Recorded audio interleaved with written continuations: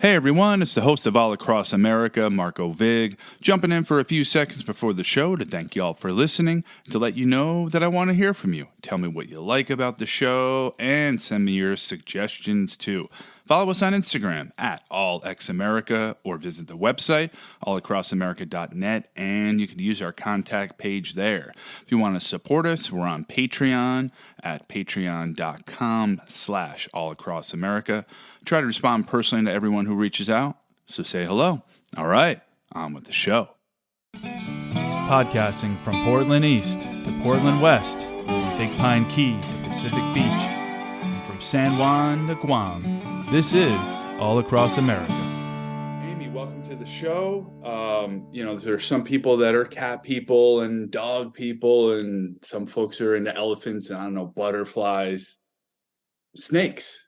How did you get into snakes? It's snakes. I mean, why wasn't it like puppies or kittens or something normal? I don't know. But yes, it is snakes. And it is because when I was little, my dad took me to a creek and he taught me how to catch fish and crawdads and frogs and snakes. And I just had this fascination with snakes. We didn't see them very often, so it was kind of a really cool thing. Yeah. And so it just became kind of an obsession, then a passion. And, all these years later, I never outgrew it. And so you work for a vet, and I read that you worked at the Toledo Zoo for a while. Yes, I volunteered at the Toledo Zoo when I was in school. And it was actually my freshman year, which was fantastic because even though I was just like the cleaning person, I got to clean all the doo-doo. I did get to learn what is involved with being a biologist, zoologist, herpetologist. And all they did was, they were in their lab, doing their microscope thing and writing their papers. And I was like, that is the most boring thing I've ever seen in my life. For me, I would make a terrible biologist. Thank God there are people out here, they're not like me, that make really great biologists. But I learned right away that, that's not where I want my career to go. So that was very helpful in the very beginning. And so your career, you were in real estate. Yeah. So I graduated with a sales and marketing degree. And, after a couple of different sales jobs right out of college, I, got my real estate license. And for the last 13 years before I moved here, that's what I did. I was a real estate broker. Wow. Okay. I'm trying to think of like if there was ever a job interview for a python hunter, and you know how people try to say, oh well, I was in sales doing this so I could sell this. There is nothing in common between those, and maybe that's what made it great for you. Well, I tell you what, if there was a major in python hunting, I would have been on it. If you would have told my 12-year-old self that, hey, you're going to grow up to be a python hunter, I'd have been like, yes. Wow. Okay. That's perfect for me, So anyway, and I should say though, that hunting snakes up north we're not killing them. Right. So I love snakes, and, I hate the fact that we have to kill them, but we should probably jump into that. Why I have to do this. Yeah. Yeah. And I mean, clearly you have a real respect for these creatures. And, my sense is that there may be some folks that, I don't know, maybe have there's more of a bloodlust behind it. And that's clearly not the case with you. And, well, yeah, tell us about, maybe we can just start with, snakes in general, and, how pythons fit into all that. And, we've got poisonous snakes, we've got constrictors. Maybe we can go high and then kind of narrow down and to the Burmese python itself.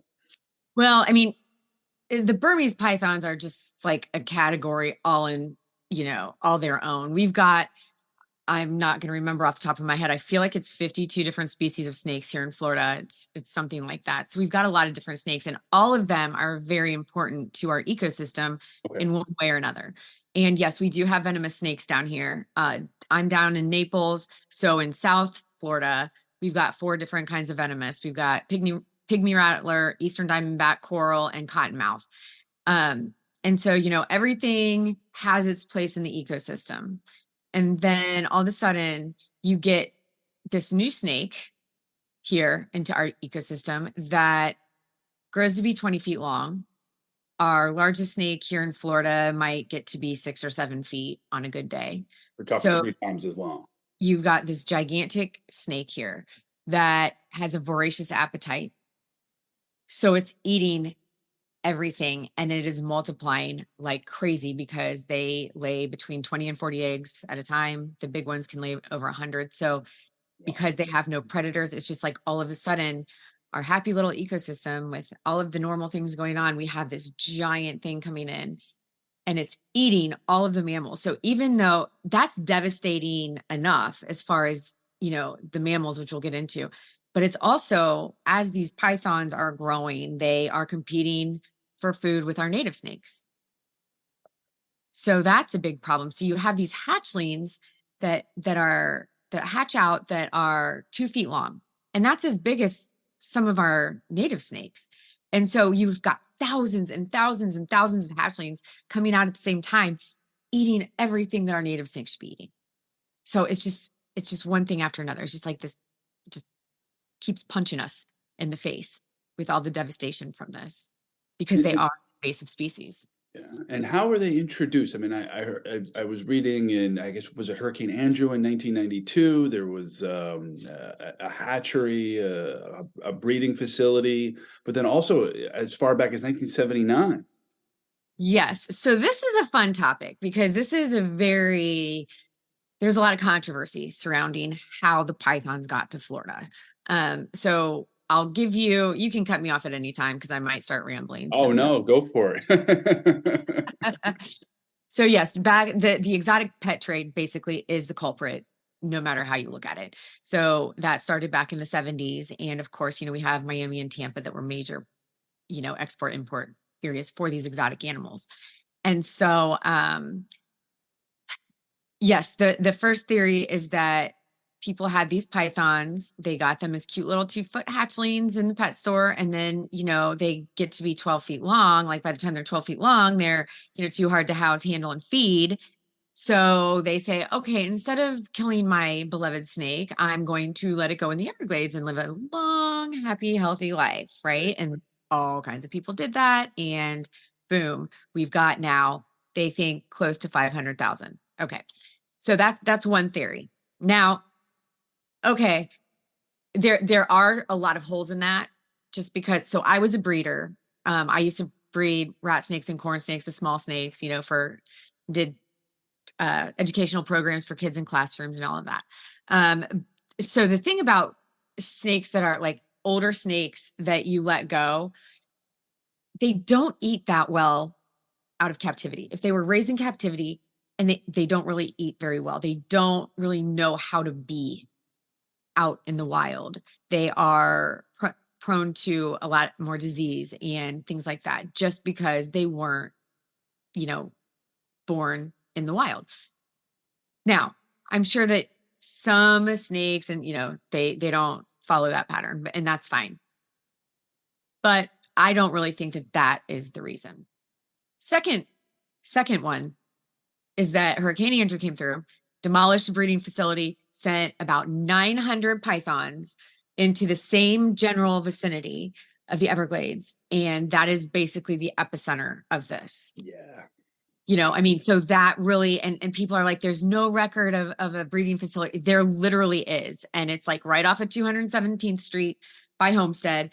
It was there. And the reason that they were breeding these Burmese pythons was because the pythons were so popular. They were such popular pets. So they were breeding them to sell them as pets. This wasn't some scientific lab or something. It was just a breeder. Right. And so, but the hurricane comes through, and what are you going to do? So that happened. So now I'm sure that, there's a combination of, those pythons, with other pythons, that were let go from, people let them go, because that was a real thing. People definitely let them go. Sure. Yeah, and they don't stop growing. The more they eat, the more they grow, and it's not like a dog that will get to a max of 50 pounds, or I'm 6'1", and I could eat, but I'm not going to get. I mean, my stomach could expand. Right. That's correct. They cap out around 20 feet. So, they grow very quickly in the beginning of their life. And then once they hit maybe like 10, 12 feet, even a little less than that, they won't grow nearly as fast. But, so the third theory is that, breeders let the pythons go because they wanted to create a population, and so they didn't have to spend all this money importing them from Asia, where they were, importing all of these pythons, and they could just go out and pluck them right out of their backyard. I So see.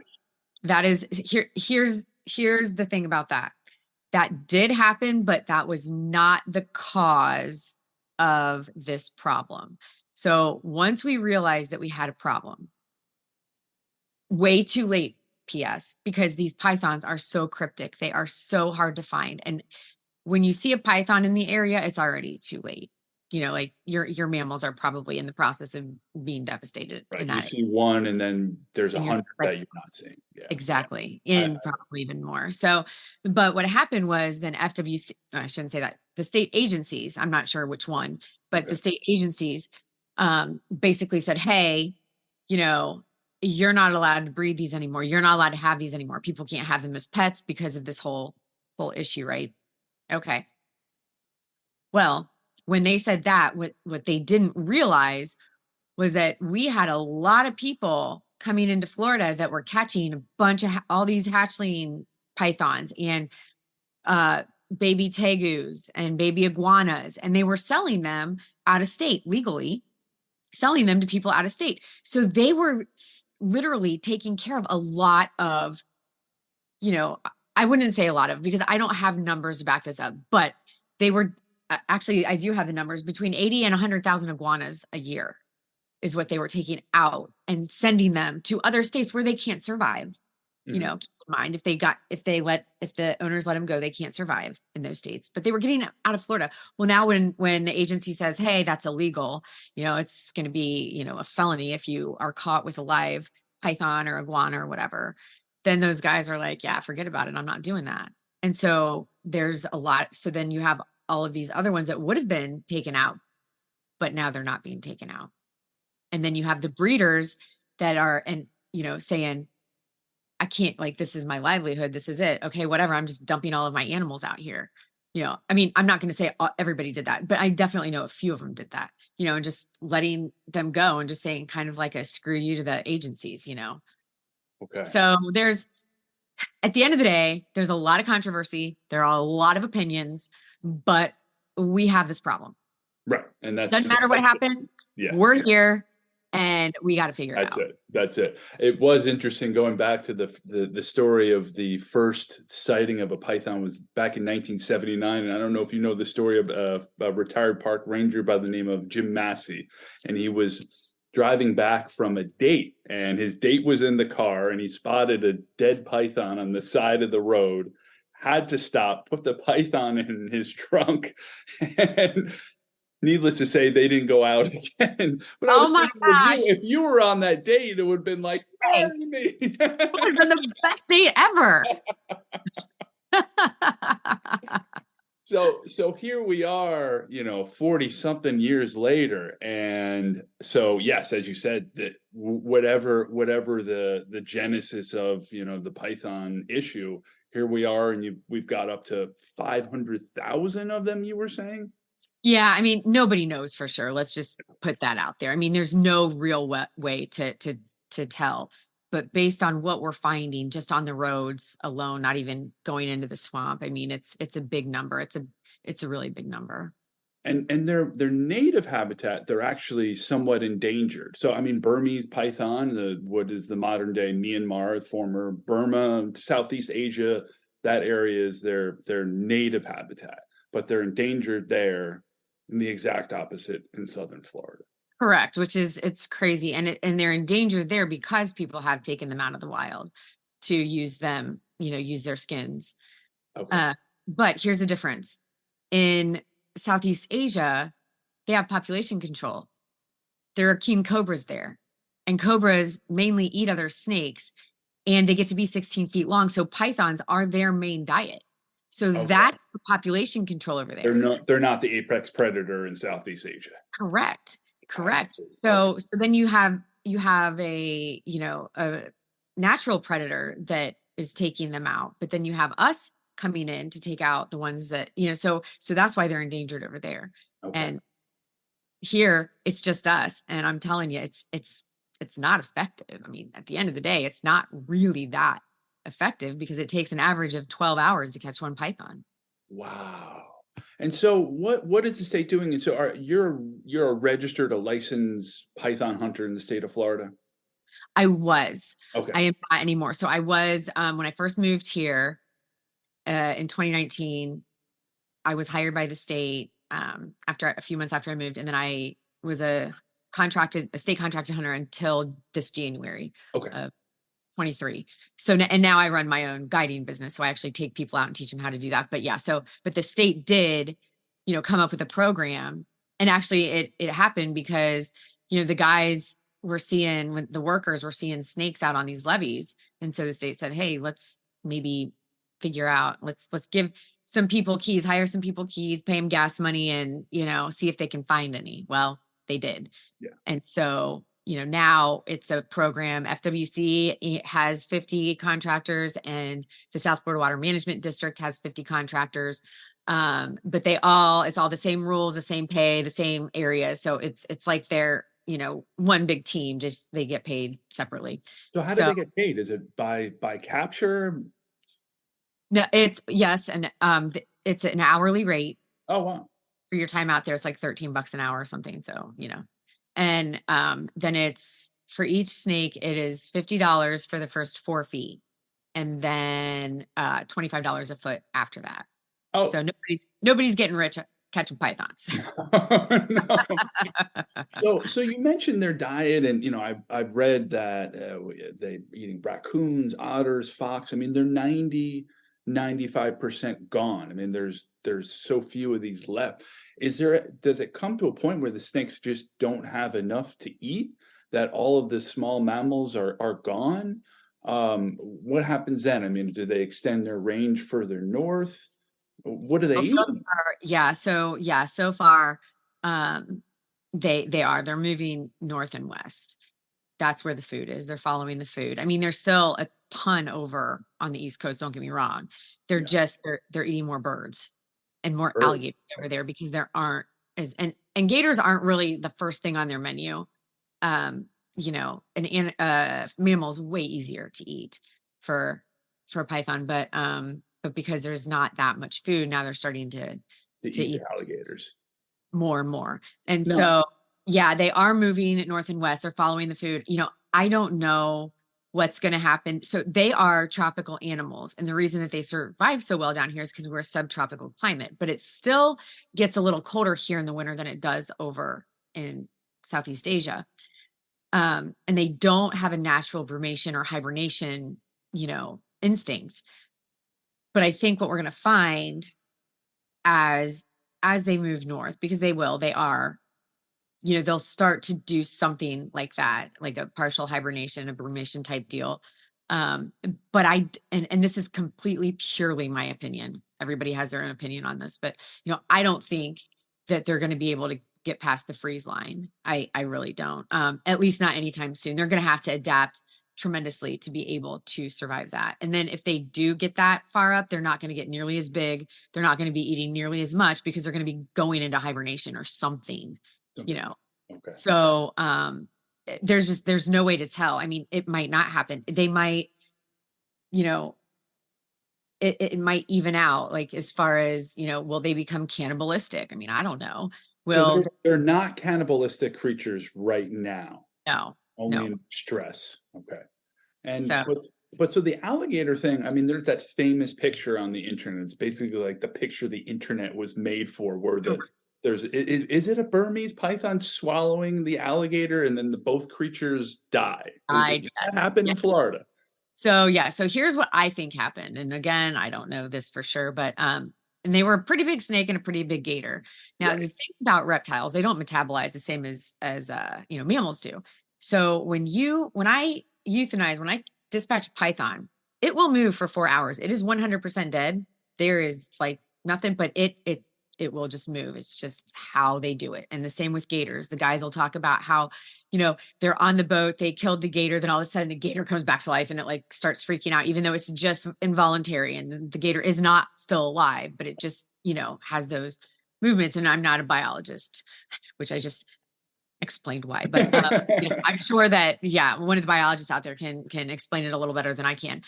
But what I think happened was the snake was eating the gator, and I think that it did one of those things that came back to life and just busted out of the Oh, pipe. wow. That's what Okay. I think happened. That makes sense. And so tell me about the digestion. I mean, my understanding is the stomach acid in a python is extremely strong. So, I mean, it's eating these creatures, other animals whole. It dissolves the bones. How often does it eat? I read that it could not eat something for a year if it has a big enough animal that it eats. It Yes. I mean, it's so hard to say because it really does depend. They have voracious appetites and they are opportunistic and ambush predators. So if we found a 15-footer on a game trail, just snagging deer, hogs, whatever as they would come by. So yeah, if a python eats a deer, no, it doesn't have to. It might eat a couple months later, but it doesn't have to. It could go a year. Heck, it might even be able to go a year and a half, depending on how much weight it had on it. You Wow. know, but then you have some that don't eat a lot. They're just naturally not very aggressive eaters. And so we might have two that are the same age, and one is tremendously bigger than the other. Wow. So it just depends. There's so many factors that go into this. But when they're growing, I will tell you this. So when it takes a python about 3 years to get to be 10 feet long, and it takes about 200 mammals and birds to get it there. So I mean, so I guess 500,000 times 200. it's right.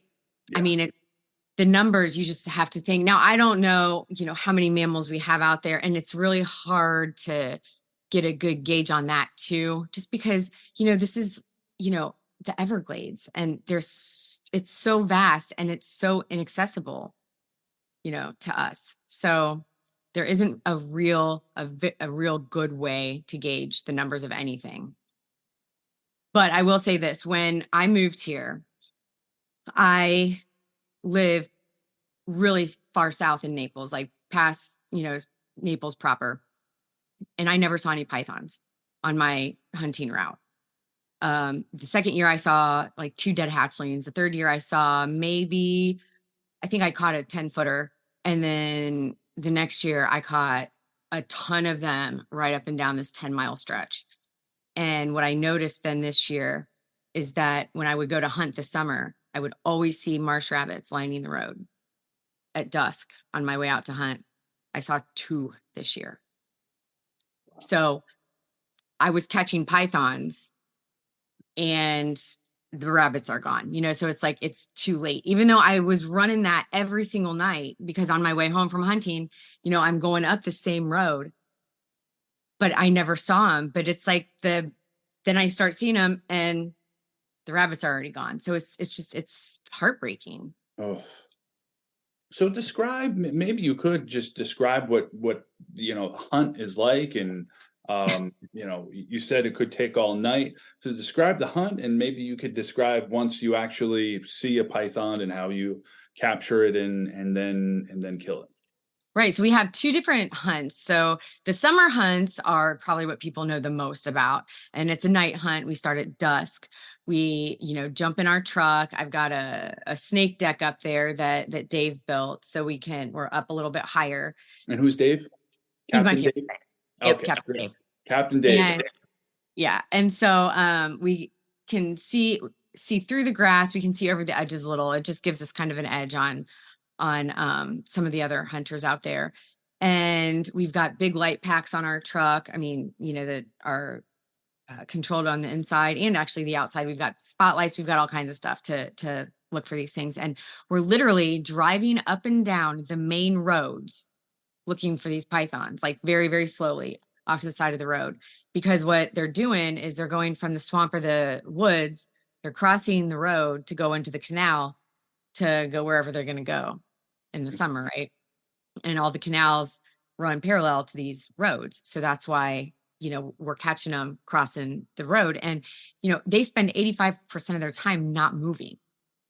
Really? So we have to get them, in that very small window of time that they are on the move.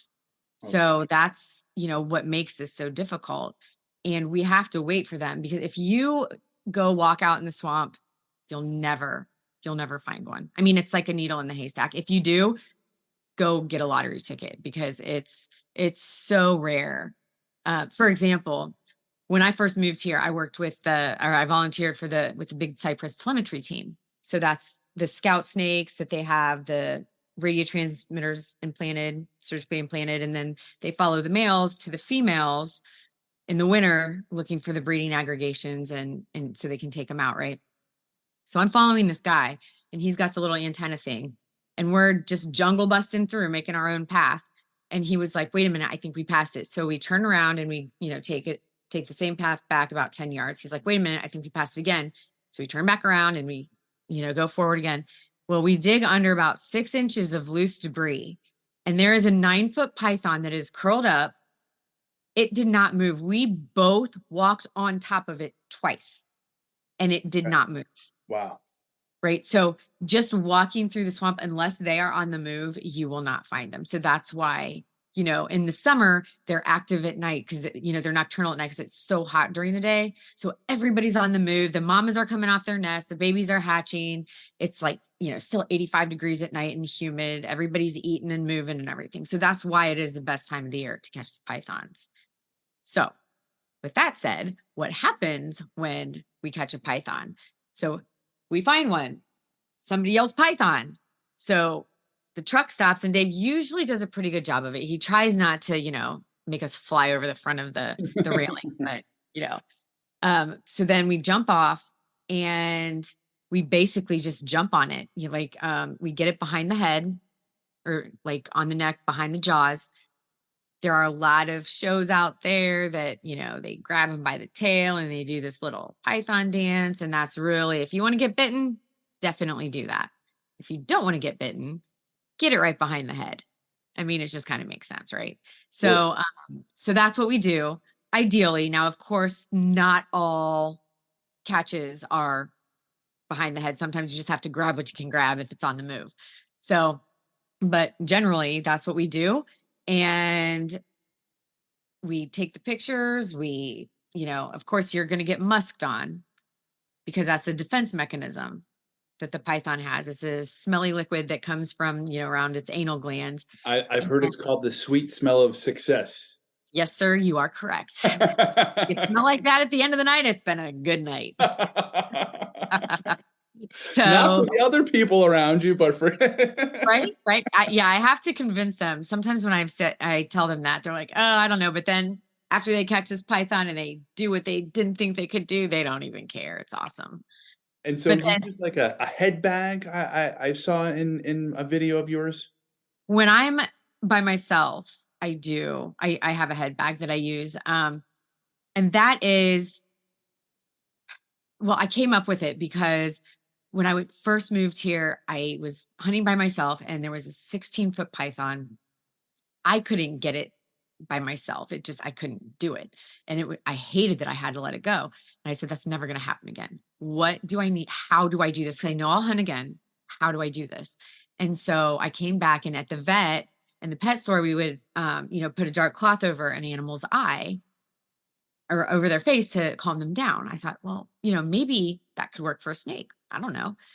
And so I had this little 6x6 head bag, black head, or it wasn't a head bag. It was just this drawstring bag hanging on my closet door. And I thought, I wonder if that could work. So I tested it out with a couple smaller snakes, worked like a charm, put it over their heads. They just shut down.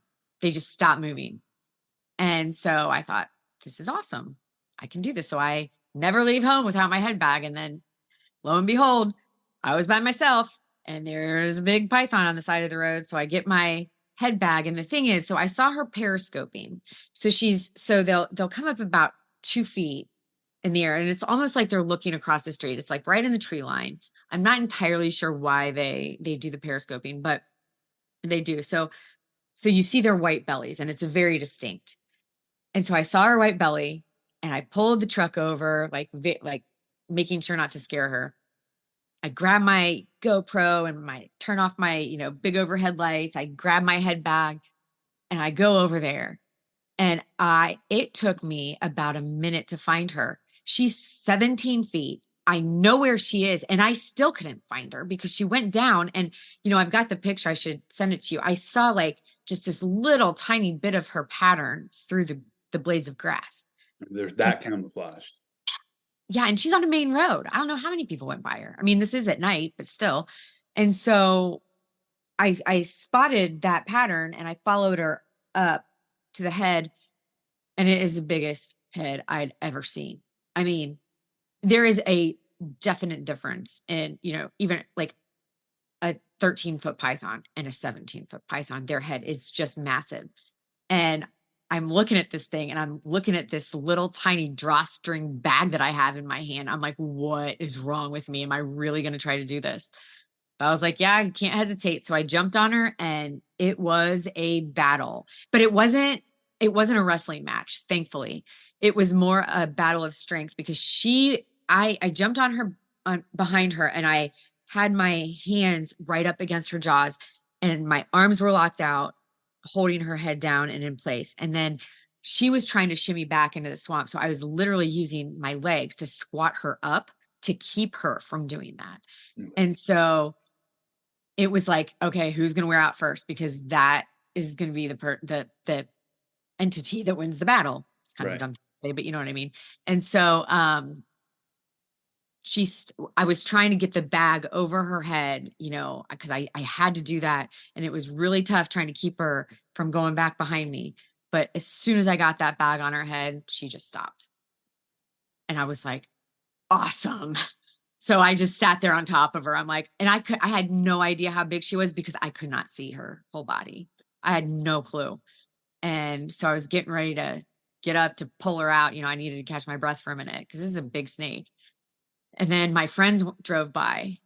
And so I yelled out to them and they backed up and they're like, what are you doing? So I'm sitting on a python. I'm like, why?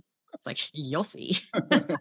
So thankfully, it made it way easier for me to get her out and get her loaded in the truck with help. But I did catch her by myself. That was pretty cool. She was 17, 310 pounds. 110 pounds. Okay. Yep. Yep. And were there any eggs? No, it was in the summer. She had just come off her nest. I see. Okay. So if I would have gotten her before she went on her nest, she probably would have been like 150, 160 pounds. Wow. Okay. And I mean, dozens of eggs we're talking.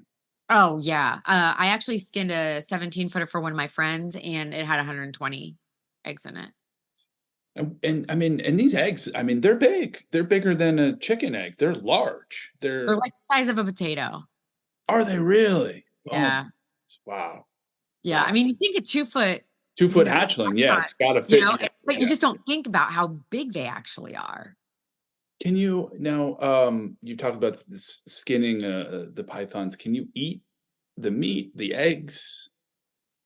I mean, technically, yes, you can. I took a python up to a chef in Fort Myers and he prepared 4 very amazing dishes that tasted wonderfully, but it was so chewy. I mean, so chewy that I just ended up spitting it out after all the flavor was gone. So we're talking a professional chef and you couldn't make it. Yeah. Oh, and I mean, and it's too bad. They also have a lot of mercury in them, so you really don't want to eat them. But some people do. I just don't prefer to do it. We've tried. I've put the pythons in the crab pots. Crabs won't eat them. We've tried to shark fish with them. Sharks won't eat them. It's really hard to figure out what, I know some alligators will definitely eat them. Some of them won't though. So. And the eggs, I mean, Yes. Well, my friend Donna, she makes cookies and things with the python eggs. And I've had them. They're good. They taste fine. They're like flat. They don't have like the fluff in them. I don't know if that's because of the egg or not, but I did try to scramble an egg once, a python egg, and it was horrible. It smelled so. I have a video of it, and I'm like gagging. okay. It was so gross. But but keep in mind there are different stages of these eggs. And the egg that I was trying to scramble would have been laid if like the next day if I didn't euthanize the python. Okay. Right. Donna is using the ones from like this time of year, December and January, when they're not Little even more fertilized fresh. yet. Yeah, they're just like little small, like golf ball Right. size Versus the yellow. fully Yeah. The fertilized. full, yeah, the Fair whole enough. leather on it and everything. So there is a difference in time. So this year, if I get one and I get eggs early, yeah, I might give it another try. We'll see. Okay. And how do you euthanize a python? I have a bolt gun, a captive bolt gun that I use. So, and it's, of course, I want to stress that this is an approved form of euthanasia for pythons from the American Veterinary Association. And we're very careful to follow their guidelines to a T.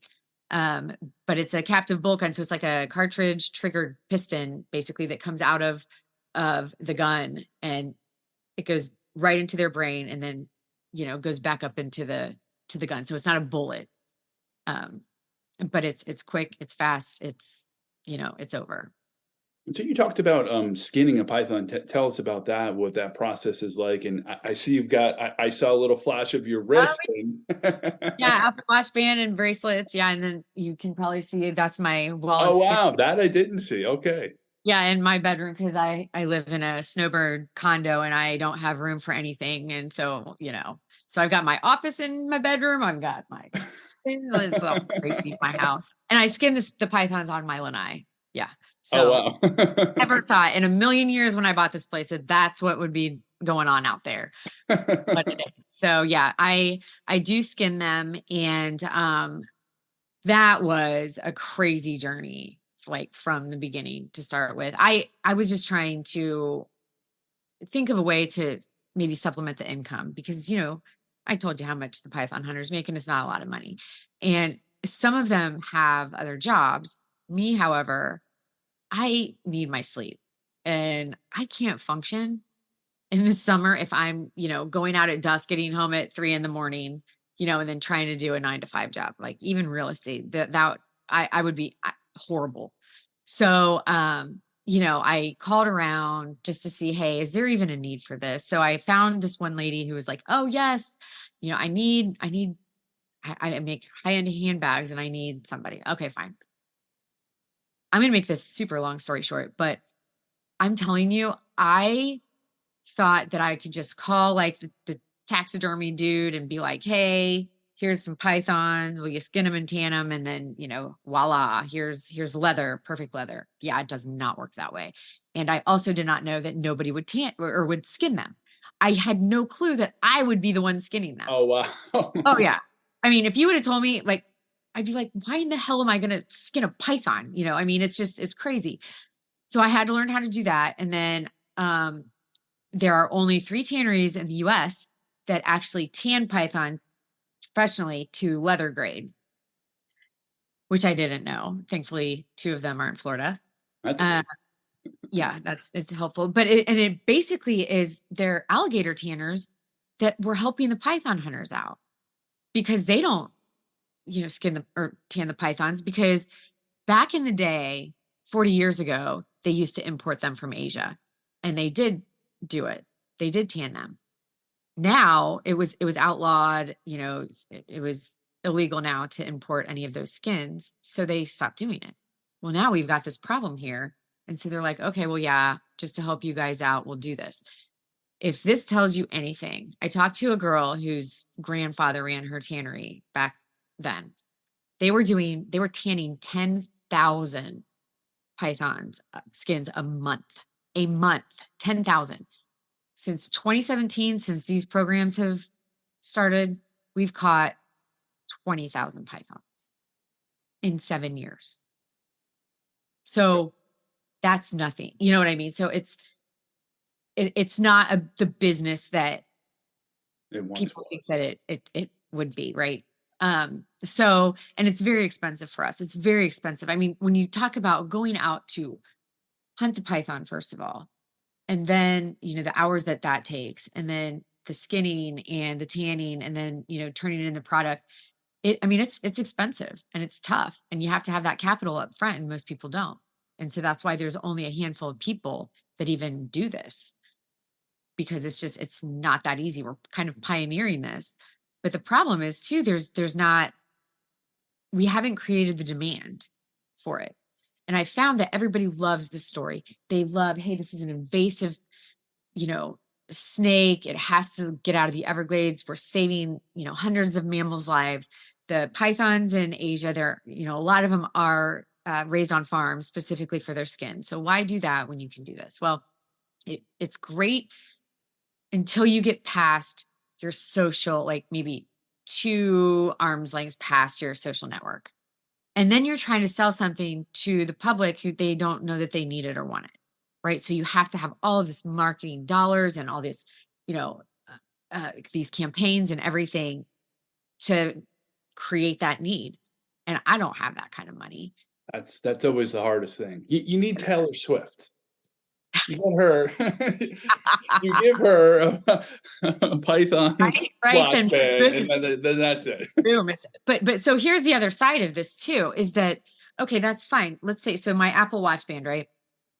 Let's say that Apple calls me and says, hey, I want 400,000 watch bands. I'm like, great, that's awesome. Well, I'm gonna have to first go out and catch snakes. Then I'm gonna have to go skin them. Then I'm gonna have, so I can't Like you have a Python guarantee. farm. Yeah, I mean, like I can't tell them when they're gonna have this. So it's not a very sustainable business plan at the end of the day. I mean, it really isn't. It's a great concept, but it really, unless something changes, unless we figure out a way to get a lot more than one python per 12 hours, then it's not going to be what people want it to be, or what it could be, Right. I suppose. So tell us, tell us about, what it's like when you bring people, these guided trips, and, how those come along. Maybe you can kind of tell us a memorable story or two from guided trips or your hunts in general. I love doing the guided hunts. It's amazing because these people, I get all kinds of people, first of all. I mean, I get people that, they are big game hunters from all over the world. I get families, I get, father-son combos that they just want to spend time together. I get people that live right down the street from me that have never, they've gone out 5 or 6 times and haven't been able to find one. So they want to learn how to do it. Um, but it's always, people are always excited and gung ho about getting this python until they see the python. And then they're like, oh God, like, I don't know All about this. you, man. Yeah, for sure. Oh my gosh. But for the most part, and I tell people how to do it. We go over it before. I tell them what what to be prepared for. I tell them how we're going to catch the big one. Cause I have, when I'm with other people, I have electrical tape so we can tape their mouth shut to take the bite out of the equation. So I've got, a plan for all of this. And I always tell them, listen, I'm going to be right there. I'm going to walk you through it. I'm not asking you to remember all of this, but if you change your mind, that's okay. A lot of people do. Yeah, A lot of people do. fair enough. Yeah. And I'm like, I will always catch the snake. Like I will always catch the python, no matter what. I will give you every opportunity. But at the end of the day, if you don't want to, or I've had people like grab it and then let go. And then, I have to jump on it. I get these big bad guys that are like, they literally started this one hunt off. It was 2 of them with, well, I mean, if you can catch a python, we can catch a python. Of course, right. I'm like, oh God, really? Here we go. I mean, they were super cool guys, really liked them. But the funny thing is there was a hatchling. Well, actually, let me back up. So I was telling them the story about when a 14-footer bit me on the hand, because, they're not venomous. They have super sharp teeth. And it bit me like just on the palm of my hand. But there were 4 of us trying to catch this huge, I mean, it was only 14 feet, but it was gigantic. It was super fat. Trying to catch a snake. I didn't have all my techniques yet. And we hadn't caught it yet. So I needed my hand. So I still have to grab the python. So there's blood all over the python, blood all over me, blood all over everyone. It looked like a murder scene, the end of it, So I'm telling him this. And as soon as I basically say that sentence, I look over and there's a hatchling. So I was like, oh, hey, there's a hatchling. Let's go get it. So the guy's like, I'm like, just smash and grab. I told him how to do it. I'm like, if you don't want to, I got it. It's fine. He's like, I'm like, dude, you got to get it. You got to go. He's like, you got to go now. So he does. He grabs it, but he grabbed it too far down. So it turned around and bit Oh, him. yeah. Like it's just, now granted, it's a 2-foot snake, Yeah. right? They do have teeth. And I mean, I'm not going to say it feels good, but you would have thought he was getting murdered. I was like, "Oh my God, dude." And so then I let him go for like 10 seconds. I said, "Yeah, so imagine how that 14-footer felt." And he Right. was like, "Okay, yeah." And then he stopped. But it was so funny. And it was just hysterical because they started off with like, "I'm all big and bad. And if you can do it, It's we can do it's it." And it's then he's like, fun in a weird way to see people put in their place. I mean, everybody likes that, it was hysterical. But then I took actually Rachel Anderson out from from ABC News here. And she didn't even know she's just doing a Python story. She's gone out with me before, but she didn't know I was guiding. And she said, "Oh my gosh, can I do the story on the guiding?" And I said, "Yeah, absolutely." So then we're about an hour into it. And usually when the news goes out with us, they want the hunters catching. But I thought, I wonder if Rachel wants to catch, because how cool would that be if that would be good we're footage. talking about the guiding. Okay. So I asked her, I said, "Hey, do you want to catch the python if we find one?" She's like, "I don't know. I think I do. How do I do this?" So I went through the whole thing with her, just like I do, with all of my clients. And sure enough, we find a python, and it's probably about 7.5 feet. And she went up to, and she was nervous. She's like, oh my gosh, I'm really going to do this." I'm like, "Yep." And she's like, boom, she goes in and she nails it perfectly right behind the head. And she holds it up. I have never seen a smile like this in my life. And she's shaking, her adrenaline's going. I mean, it was amazing. Absolutely amazing. And I love when I can do that for people it's not easy. It's kind of intimidating. A 7-foot Kind python. of. Yeah, Very. I mean, it's not a big python, but a 7-foot python's a big snake, Yeah. and that's the biggest one that a lot of people have ever, tried to catch out of the wild for sure. So it's really cool that I get to do that. And I love that I get to do that. And I have repeat customers. People will come back, people refer me. I mean, we've caught a 15.9, we've caught a 16.7, we've caught some big pythons with my clients. And the biggest one you've caught was the one that you caught on your own, and Yeah. that was 17. 17.3. And I'm getting tired of saying that. I need to catch an 18-footer at least. So I can be like, "Hey, I caught an 18-footer." The 20-footer would be the best. Everybody's going after the 20-footer because we know she's out there. What's the record? What's the longest python that's been caught in the state of 19 even. 19 even, okay. And this was 17, so we're talking a foot and a half longer. I mean, it's not outside the ballpark. This is you're within range, Yes, yes, for sure. and you And think they're out there. You think they're oh these yeah. Oh, she's out there like 100%. But it's just like any of the large animal. She's not going to be crossing 41. You know, she's going to be way back in the woods somewhere, not, avoiding getting killed like all of these other smaller snakes. Just try to cross the road and then get caught or, run over. So she's out there somewhere, but the guys caught a 198 pounder, a few weeks ago. Oh my goodness. Yeah, it was that one was 17.2, 198 pounds. And they called me. It was right on Turner River Road. They called me to dispatch. And I was sitting at home on Friday night. I wasn't out hunting that night. And I was like, "Okay, I'll be there. Give me 15 minutes." So I get out there, and Dave and I pull up, and their trucks are kind of blocking it, so we can't see them or the snake. So we come around the side of the trucks, and there are 5 guys sitting on this snake. I was like, I mean, it was the fattest snake I've ever seen in my life. Its girth was huge. And so we get a dispatch and everything, and I know that the record is for weight is 215 pounds. And I was like, this is going to be a pretty big one. So I took it back to my house because I was going to give it to give it to one of my friends to skin for these guys. I was like, I'm going to weigh this thing. It was what was it? 203 pounds on my scale at home. So I was like, oh boy. I called the conservancy, the Naples Conservancy, and I said, "Listen, we might have the second heaviest snake in Florida here, so I want to come officially get this on record." So I took it in, and it was 17 to 198 pounds. You know, and you talk about the girth. I mean, how wide is it? I mean, we're talking this size of a basketball.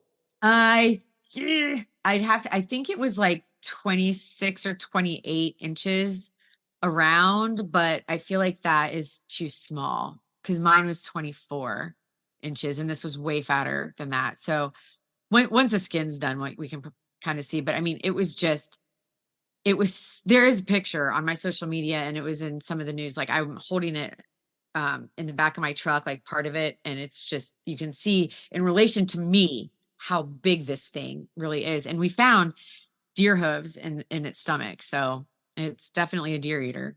Wow. I mean, I guess at that size for sure. And so, I Yep. mean, the key deer population, is that in jeopardy as well with the pythons? I can't say for sure. I don't really think so though, because the pythons aren't really down in Key West. Okay. uh, They are here. Um, And why is that? I mean, it's just they don't have enough habitat or well, no, I don't know. I know they're down there. But I don't know a whole lot about the Keys, as far as the pythons are concerned. So I okay. can't really speak to that. But the deer here, I mean, yeah, we're not seeing nearly as many of them as we used to. You talk to the hunters, they don't see the tracks and the rubs and the scrapes and all that like they used to. So yeah, it's a big problem. And then, you know, the pythons also will eat the pigs, the wild hogs that are also invasive. But the hogs will eat pythons, of course, depending on how big each other, each of them are. But nobody eats enough of the other to make a difference in the Too population. bad. Yeah, it's almost Right, where they could have battle each other. But and right. so, correct me if I'm wrong, but there's never been a recorded attack on a human being in the Everglades. Correct, correct. These pythons, the Burmese pythons, the reason that they were so popular is because they're generally very docile and very even tempered Really? compared to some of the super aggressive ones like the African rock pythons and the reticulated pythons and anacondas. They're super aggressive and really mean, but these guys are generally pretty cool. So that's why they're so popular. But we're not on the menu. I mean, we're just not on the menu. That's good. Even kids, like even just people aren't on the menu for them. And so when we get bitten, it's a defensive strike. It's a quick strike and boom. And sometimes, every once in a while their teeth will get caught, but it's not because they're clamping down trying to wrap themselves around you to eat you. And if I'm out there and I'm in a precarious situation with if I've got the snake behind the head and it's wrapping me because that's what they do. That's their only other line of defense when we've got their head. And if I am not comfortable with it, all I have to do is let go of the python and it will unravel itself and it'll try to get away from me. So we down now there could be that, serial killer, python that decides one day, hey, she Never looks good. know. I'm gonna try her out today. That could happen. So I'm not gonna say it'll never happen, but it hasn't, and it I can't imagine that it would just based on these snakes. And so how does a python how does it kill its prey? Can you describe what the constriction is like and how that functions? Well, I mean, they first of all, their teeth, I know that this isn't gonna be on video, but, you know, It their is. teeth are huge and they're razor sharp and Oh, they're they're facing big. backwards, so when they bite their prey, if the prey tries to get out, they just wedge Oh, themselves it's almost like deep. a fish hook. Yeah. Yeah, yeah, even more. So, and then what the python will do is use the first third of its body to wrap around its prey, right? So it doesn't use its tail first. It goes around. So we call that throwing the elbow. So it throws its elbow around its prey. And then and they're constrictors. So it just basically as the animal like lets out breath, it'll get tighter and then it'll try and it tighter with every, exhale. And and there's also it is suffocating, but it's also cutting off the blood supply. So there's a couple different ways that, these pythons are actually killing the animal. But I will tell you, I've had many pythons wrapped around me, whatever. But the one time I was in, it was on these islands that we go to in the winter, and we caught, it's like a 9-foot python. I'm holding its head, and its tail is like wrapped around my calf, which was fine, for leverage, so I wasn't flailing about. And I was talking to my friend, and all of a sudden, this python vice gripped my calf. And I am telling you, I thought either my bone was going to break or my calf muscle was going to explode. I Wow. felt anything. And this is a relatively small python. I was like, oh my God, get this thing off of me. And so, my friend, he unraveled the snake or whatever. And of course, I could have just let go of the snake, but we were on an island and I didn't want it to get away. So since he was there, I just said, hey, unwrap this. But I'm telling you, the strength in that tail, and that's not even a strong part of that's not even what really, The small that's it. snake, not a And strong. so Wow. I look at that 17-footer that I caught. If she decided that she was not going to have it, I would have, I would be done. Wow. Like, I mean, she could have crushed your hips, basically. not even a problem. If she decided she was going to wrap me up and not let go, I'd be screwed. Wow. Wow. So what are some misconceptions about pythons? What do you want? What do people think that, it isn't true? What do you want folks to know? They are not going to try to come after you. Like, that's the biggest thing. I get so many people that don't want to walk to, like, the ladies at my doctor's office. They were saying how they don't even want to go for a walk anymore because they're afraid that the pythons are going to come and attack them. You know, that's not 100% not going to happen. These pythons want nothing to do with us. They want if they did want to attack us, it'd make my job way easier. I'd use myself as bait all the time, you know, but they don't. They don't want anything to do with you. If they see you, 9 times out of 10, we can walk right up to them because, and they don't do anything. They don't take off. They don't try to get us. We're Surprising. more of an annoyance than anything because we're not prey. We're not predator. They're like, why are you standing over me? Of course, then when we grab them, they freak out a little bit.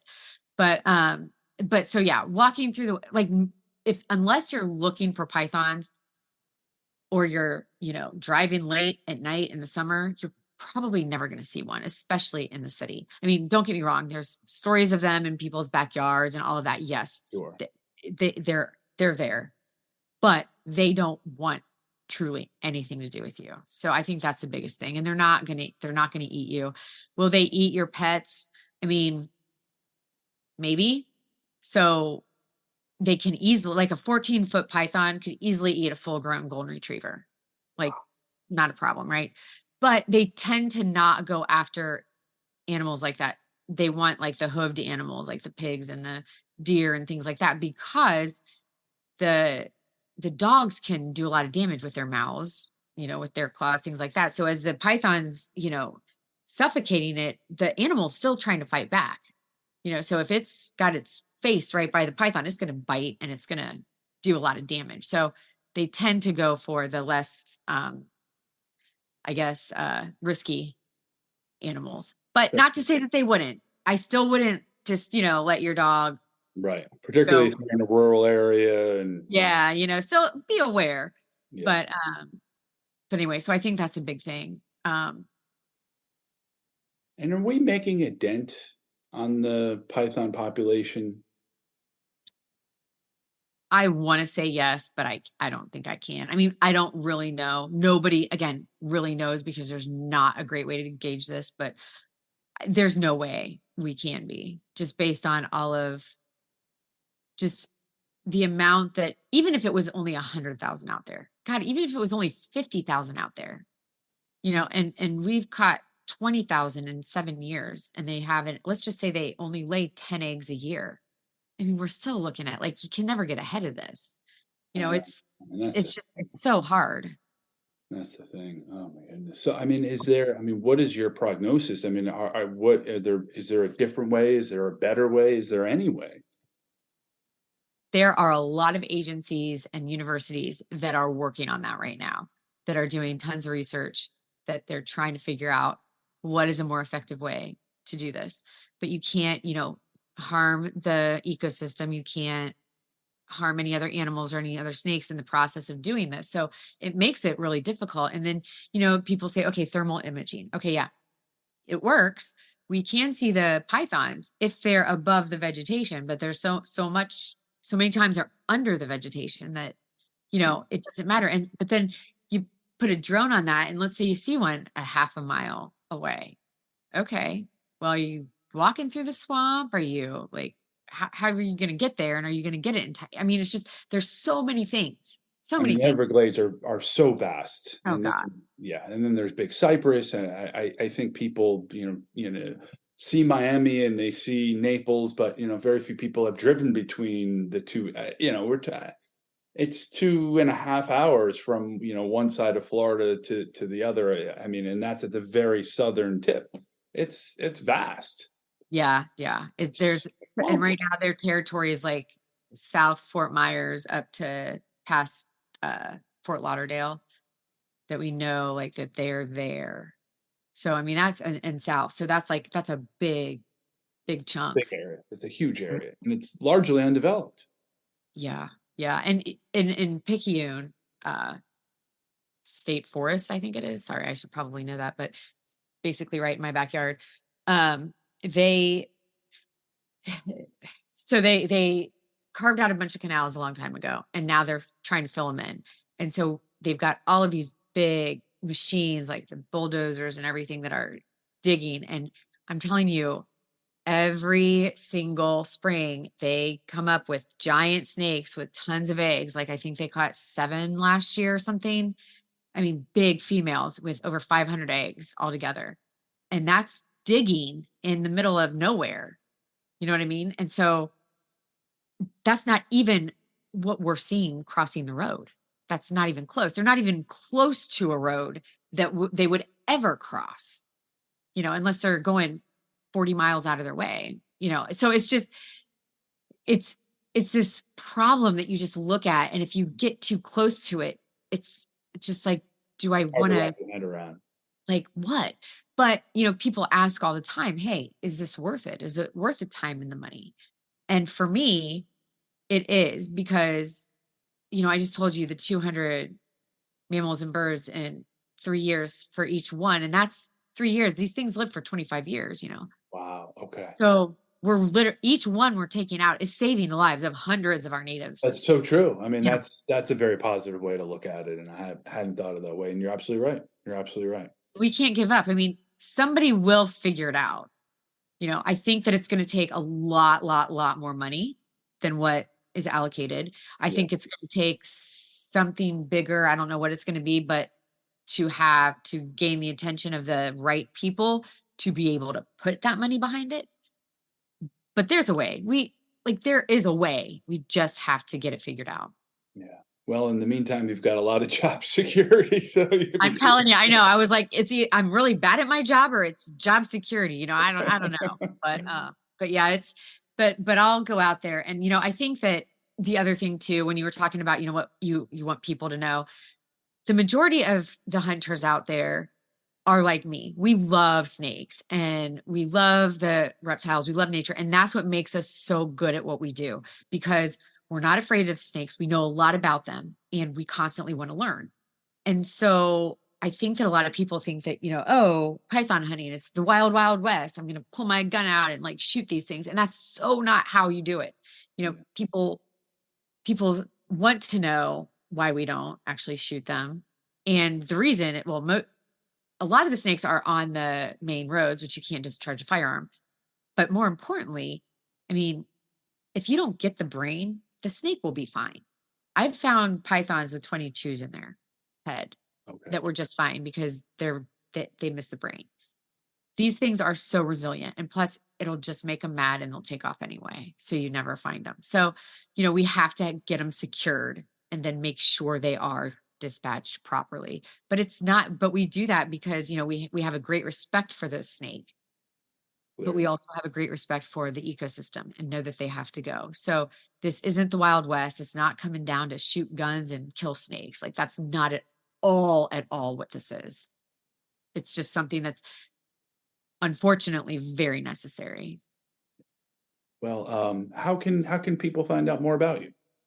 pythonhuntress.com.